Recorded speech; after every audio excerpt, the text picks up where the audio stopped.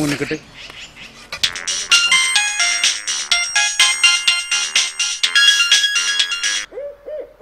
ആ അതെ ഇല്ല തീർന്നിട്ടില്ല.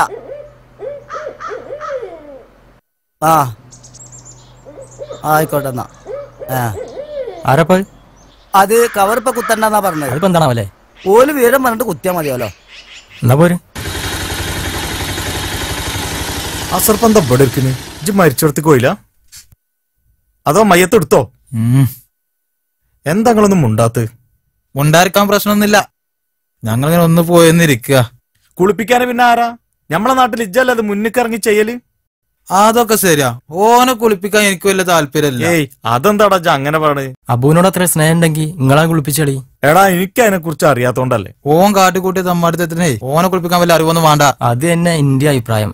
ആ അഭിപ്രായങ്ങൾ മാറ്റണം. ആള് തറയിന്. പക്ഷെ ഇന്നോ മയ്യത്ത് നാളെ നമ്മളാവുന്നില്ല വിചാരേ. ജീവിച്ചിരിക്കുമ്പോ ഞമ്മക്കും വേണം. ആ കബറളക്കല് കഴിഞ്ഞോ? ഇവലിതാ കയ്യും കാലും കഴിക്കണ്. റഷീദേ കബറളക്കല് കഴിഞ്ഞടാ. ആചാര്യ വിളിച്ച് നിർത്താൻ പറഞ്ഞു, ഞങ്ങൾ നിർത്തി പോന്നു. അത് കളച്ചിട്ട് വലിയ കാര്യമൊന്നുമില്ല, കായിട്ടൂല. പൈസ നോക്കിയിട്ടല്ലോ, ഇതൊരു ഹിദിമയും കൂടി അല്ലേ. ഹിദിമ ചെയ്യേണ്ട മയ്യത്തൊക്കെ ഉണ്ട്. ഇജ് വന്നാ സർപ്പേ, ഇജ് വണ്ടിയമ്മ കയറിക്ക. ഞങ്ങളില്ല, ഇജ്ജ് നടന്നോ.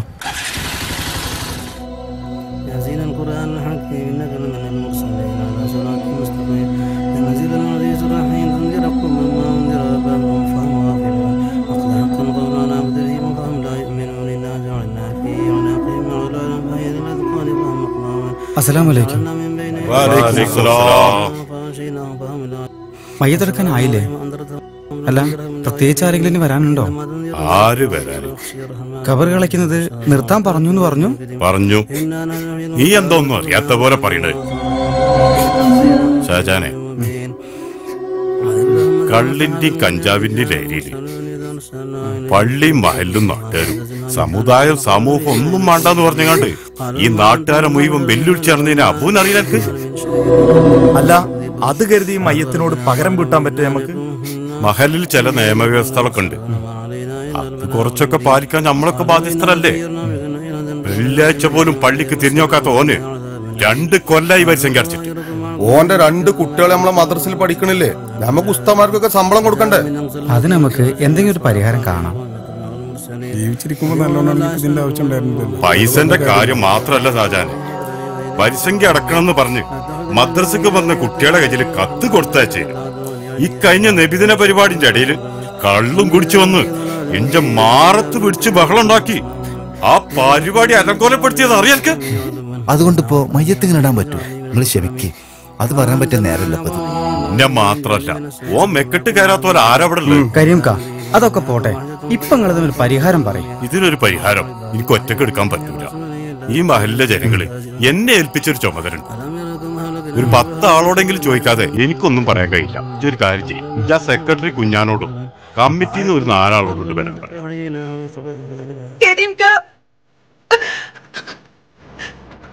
മയ്യത്തെടുക്കാനുള്ള ഏർപ്പാട് ചെയ്യും. ഞാൻ മാറി നിന്നാലെങ്ങനെ? ഒരാളും പറ്റില്ല. എനിക്ക് കുട്ടിയൊക്കെ ചെയ്യാൻ പറ്റുന്ന കാര്യമാണോ? നിങ്ങളെന്നല്ലേ ഇതൊക്കെ ചെയ്യേണ്ടത്? ശരി ശരി, നീ കരയണ്ട, ഞാൻ പ്രാർത്ഥിക്കരുത്.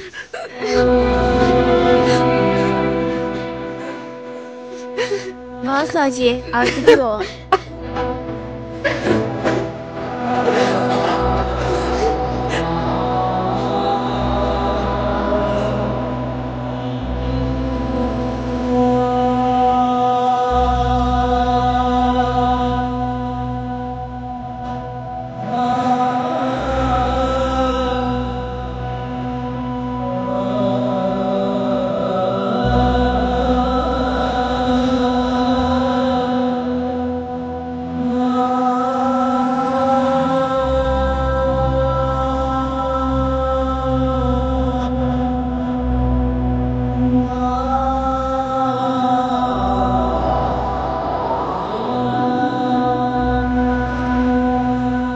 മനുഷ്യ, നിന്റെ ഭൗതിക ജഡവും അഭൗതികാത്മാവും എന്നിതാ പിരിഞ്ഞിരിക്കുന്നു.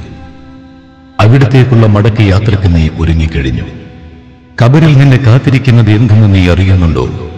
നിന്റെ ആയുഷ്കാല മാസങ്ങളും ദുഷ്കൃത്യങ്ങളിൽ കഴിച്ചുകൂട്ടി ഗർവിന്റെ ദുർവികാരങ്ങളെ നീ പരിപോഷിപ്പിച്ചു. തന്റെ പ്രകൃതിയെ മലീമസമാക്കി ആത്മാവിനെ മ്ലേച്ഛമാക്കിയ മനുഷ്യ, മതിമറന്നാടിയപ്പോൾ മരണത്തിൽ നിന്ന് ഓടി രക്ഷപ്പെടാമെന്ന് കരുതിയ നീ, അവന്റെ ദൃഷ്ടാന്തങ്ങളെ പുച്ഛിച്ചു തള്ളി അഹങ്കരിച്ച നീ അനുഭവിക്കേണ്ടതെന്തെന്ന് അറിയുന്നുണ്ടോ? നീ ഇപ്പോഴിതാ എന്റെ ചൊൽപ്പടിക്ക് കീഴ്പ്പെട്ടിരിക്കുന്നു. ഇനി നിന്നെ സഹായിക്കാൻ ആരുമില്ല, നിന്റെ സൽക്കർമ്മങ്ങളല്ലാതെ. ഇവിടെ നിന്റെ പാരത്രിക ജീവിതം ആരംഭിച്ചു കഴിഞ്ഞു. നിനക്കായി ഒരു കവാടം തുറന്നിരിക്കുന്നു.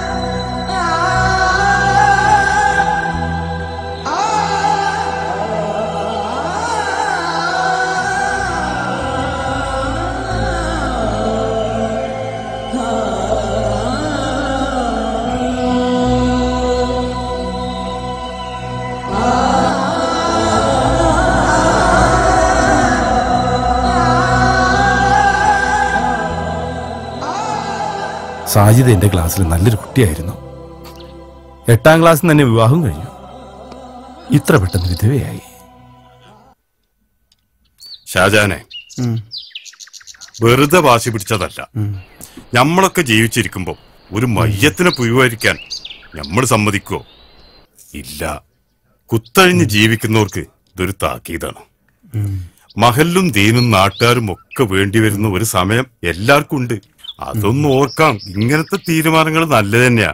ഏതായാലും ഓന്റെ ഖബർ അള്ളാഹു വിശാലാക്കി കൊടുക്കട്ടെ. സ്വർഗവും നരകമൊക്കെ അള്ളാഹു തീരുമാനിക്കണതാണല്ലോ. ഷാജാനജി കേറണോ? ഇപ്പൊ കേറുന്നില്ല. പിന്നെ ഇതാ ഖബർ കളിച്ചു കൊടുക്കൂ. ആയിക്കോട്ടെ ആയിക്കോട്ടെ. ആരെ ഉറപ്പിച്ചാലും ഓല ഉറപ്പിക്കാൻ പറ്റൂലല്ലോ. അത് ശരിയാ.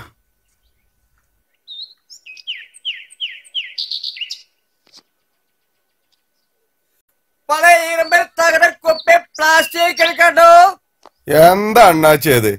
നിങ്ങളെ നാട്ടിലൊക്കെ ₹1 അരി ഇട്ടൂലേ? എന്നിട്ട് ഞങ്ങൾ ഇവിടെ വന്ന് കമ്പിയും പാട്ടിയും ഉണ്ടോന്ന് ചോദിച്ചു നടക്കണേ. ഞങ്ങളൊക്കെ അങ്ങോട്ട് പോവാൻ നിക്കുക. ₹1 അറുതെല്ലാം കിടക്കും. അല്ല വേറെ ഭയങ്കര വില കാക്കാം. ഞാൻ നടന്നോ? പഴയ ഇരുമ്പ്, കുപ്പി, തകരം, പ്ലാസ്റ്റിക് പല പൊരുളെ കൊടുക്കാതിരിക്കാ. പഴയ ഇരുമ്പ്, തകരം, പ്ലാസ്റ്റിക് അതെന്ത് പല ചെയ്ത് இருக்கா? அதான் இருக்காங்களே. பாப்பா உட்கார். 1 2 3 4 5 6 എന്താപ്പാ? വേണ്ട മാനു, ആ കുപ്പി വിറ്റിട്ടില്ല പൈസ നമുക്ക് വേണ്ട. ഇരിക്കട്ടെ താത്ത, കുട്ടികളല്ലേ. ശരി. സാജിയെ, ഈ ഇഞ്ഞും കരച്ചിലിർത്തിയില്ലേ? ഈ ഇങ്ങനെ കരഞ്ഞോണ്ടിരുന്ന കുട്ടിയൊക്കെ ഒരു സമാധാനം ഉണ്ടാവോ? ഈ ഒന്ന് ഉഷാറാവ്. എന്താ താത്ത ഞാൻ ചെയ്യും? ഇനി ഞാൻ എങ്ങനെ എന്റെ മക്കളെ നോക്കുക? പഠിച്ചവൻ അതിനൊക്കെ ഒരു വഴി കാണിച്ചു തരും ഇൻഷാ അല്ലാഹ്. എന്തെങ്കിലും ഒരു പണി കണ്ടെത്തണം താത്ത. പണിയൊക്കെ നമുക്ക് അന്വേഷിക്കാം. ഏതായാലും 40 ഒന്ന് കഴിഞ്ഞോട്ടെ. അതൊന്നും നോക്കണ്ട താത്ത. ഇങ്ങക്ക് തന്നെ ഞാനിപ്പോ എത്ര തരാനുണ്ട്? അതിനെ പറ്റിയൊന്നും ബേജാറാവണ്ട. കാക്ക വിളിച്ചപ്പോ പ്രത്യേകം പറഞ്ഞതാ കഴിയണതും എന്നെ സഹായിക്കാൻ. അയലോകത്ത് നിങ്ങളുണ്ടായതുകൊണ്ട് ഞാനും എന്റെ കുട്ടികളും പട്ടിണി കിടക്കും. ഈയും എന്റെ മക്കളും ഈ വേലിയേരത്ത് പട്ടിണി കിടക്കുമ്പോ ഞാൻ അവിടെ വയറിറച്ച് കിടന്നുറങ്ങും തോന്നുന്നുണ്ട് എനക്ക്? ഇങ്ങളെന്നും വല്ലാതെ ഞാൻ ബുദ്ധിമുട്ടിക്കൂല. ഈ നാട്ടിലേക്ക് എല്ലാവർക്കും എന്നോടും എന്റെ മക്കളോടും വെറുപ്പാ താത്ത. അതൊക്കെ എന്റെ തോന്നലാണ്. ഇന്നാ ഈ പൈസ വെച്ചോ. കുട്ടികളെ മദ്രസക്ക് പറഞ്ഞാക്കി. വേണ്ടെന്ന്. ഇന്നാ കുട്ടികളെ ഇൽമ കളയണ്ട. വെച്ചോ. എന്നാ ഞാൻ പോട്ടെ.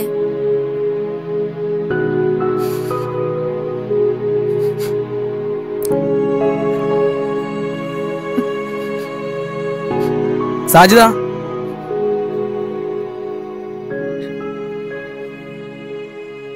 ഇഞ്ഞും ഇങ്ങനെ കരഞ്ഞോണ്ടിരിക്കുക? ഞാൻ വന്നത് എന്തിനാന്ന് മനസ്സിലായോ? നോക്ക, 4 മാസമായി വാടക തന്നിട്ട്, കറണ്ട് ബില്ല് വേറെ. ഇതിങ്ങനെ ശരിയാകുമോ? ശരിയാകൂല. സാജിദ, എങ്ങനെങ്കിലും വാടക ഒന്ന് തീർക്കണം. ഞാൻ ഇടയ്ക്കിടയ്ക്ക് ഇങ്ങനെ കയറി ഇറങ്ങുന്ന ഒരു ചുറ്റുപാട് ഉണ്ടാക്കരുത്. എന്നാ ഞാൻ പോവാ. കറണ്ട് ബില്ല് അടക്കാൻ എന്തെങ്കിലും ഉണ്ടോ എന്റെ കയ്യില്?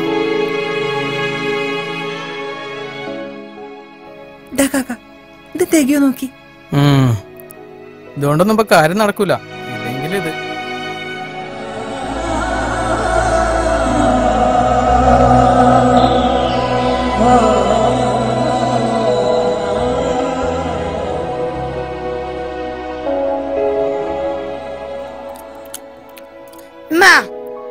പോകാൻ പറ്റുമോ? അപ്പൊ നാളെയും പോകാൻ പറ്റൂലല്ലേ?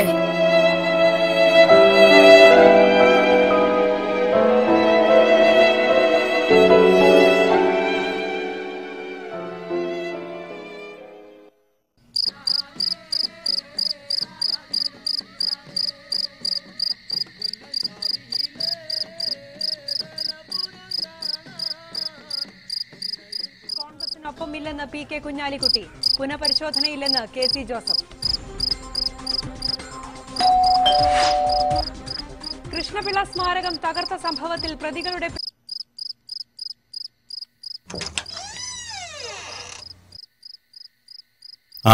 എന്താ ഈ നേരത്ത്? കുട്ടികള് മദ്രസ പോയിട്ട് കുറച്ച് ദിവസമായി. മഹലിലെ ചില തീരുമാനങ്ങളിൽ കർശന നിലപാട് എടുക്കേണ്ടി വരും. നിയമങ്ങളൊന്നും ബുദ്ധിമുട്ടിക്കാനുള്ളതല്ല. പിന്നെ ഈ നിയമം നിനക്ക് മാത്രമല്ലല്ലോ, ഇവിടെ ഇതെല്ലാവർക്കും ബാധകമാണ്. അതൊക്കെ പോട്ടെ, കുട്ടികൾ പെരുന്നാൾ കഴിഞ്ഞിട്ട് ഏതായാലും മദ്രസ പോയിക്കോട്ടെ. ഞാൻ വിളിച്ചു പറഞ്ഞോളാം. ഇവിടെ ചായയും വെള്ളം തരാൻ ആരുമില്ല. എല്ലാരും മോളെ വിട്ടു പോയതാണ്. എന്നാ ഞാൻ പോവാ. പിന്നെ നീ ഇപ്പൊ എന്തേലും ജോലിക്ക് പോകുന്നുണ്ടോ? ഇല്ല, അന്വേഷിക്കുന്നുണ്ട്. പെരുന്നാൾ കഴിഞ്ഞിട്ട് പോണം. കഴിഞ്ഞ കാല കാര്യങ്ങൾ ആലോചിച്ച് വിഷമിക്കണ്ട. ചെലവിന് വല്ലതും ഉണ്ടോ കയ്യില്? നിക്ക്, ഞാനിപ്പോ വരാം. ഇത് വെച്ചോ. പൈസ ഒന്നും എനിക്ക് വേണ്ട. വെച്ചോ, വാങ്ങിച്ചോ.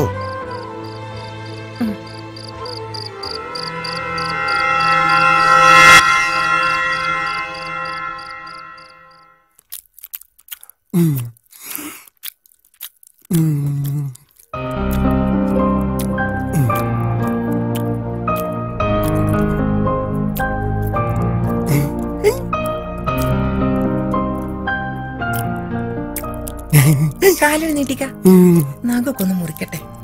ഇളക്കല്ലേ, അടങ്ങിയിരിക്ക്. അടങ്ങിയിരുന്നാ മിച്ചർ ഇനിയും തരാം. നാളെ പെരുന്നാളല്ലേ? കുപ്പായം വാങ്ങി തരുവോ? ഇളക്കല്ലേ, കുപ്പായം വാങ്ങി തരുള്ളൂ. മിച്ചറിഞ്ഞുണ്ടോ? ഇളക്കാതിരിക്ക്.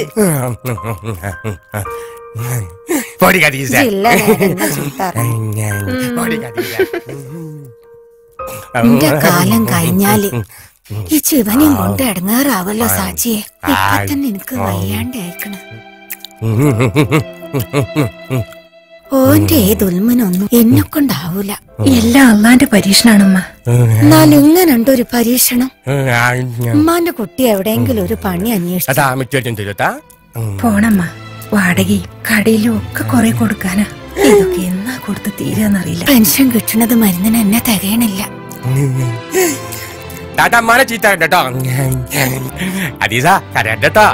ഒക്കെ വിധിയാണ്.